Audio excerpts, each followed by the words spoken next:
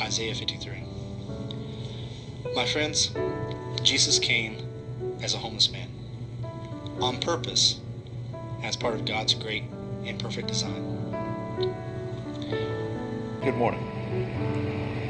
Hi, Frank. Good morning to you. Yeah, that new executive order from the president aimed at making it easier for cities and states across the country to remove homeless people from the streets. We want to get straight to that language of the order from the White House so you can see a little bit of it for yourself. It says it is targeted at removing, quote, vagrant individuals from our streets and redirects federal funds towards programs that tackle substance abuse. This order seeking to shift federal grant funding to states and cities that enforce prohibitions on urban camping, enforce prohibitions on drug use, and adopt policies allowing people with serious mental illnesses or substance abuse disorders to be forced into treatment. From the beginning of his ministry, Jesus loved the impoverished and the disadvantaged in an extraordinary way. He was born into the home of two of them and grew up among many more of them. We don't know all the details of his temporal life, but he once said, "Foxes have holes and birds have nests, but the Son of Man hath not where to lay his head." The ghetto is not an accident. The slum is not a mistake. Poverty is not the result of laziness.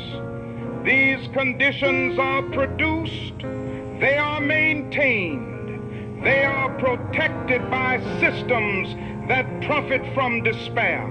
And while we debate manners, while we ask for patience, while we are told to wait for a better time, children go to bed hungry, mothers choose between rent and medicine, fathers work 2 jobs and still feel like failures.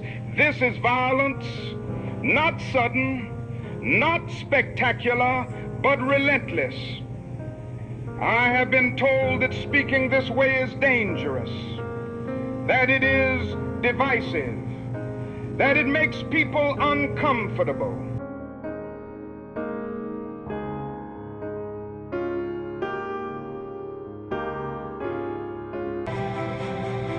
Minnesota nights can drop to 20 dec, and if you fall asleep outdoors, you may never wake up again.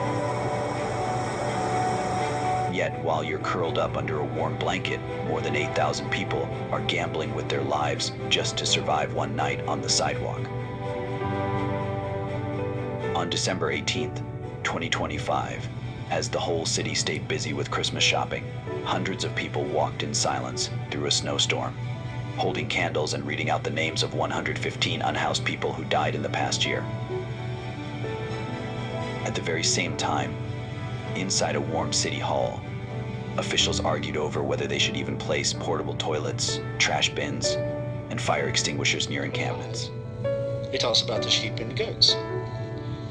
It says, "Then the king will say to those on the right, 'Come, you who are blessed by my Father, take your inheritance, the kingdom prepared for you since the creation of the world. For I was hungry, and you gave me something to eat. I was thirsty, and you gave me something to drink. I was a stranger, and you invited me in. I needed clothes, and you clothed me. I was sick, and you looked after me. I was in prison, and you came and visited me.' And then the righteous will answer him, 'Lord, when did we see you hungry and feed you, or thirsty and give you something to drink? When did we see you a stranger and invite you in, or needing clothes and clothe you?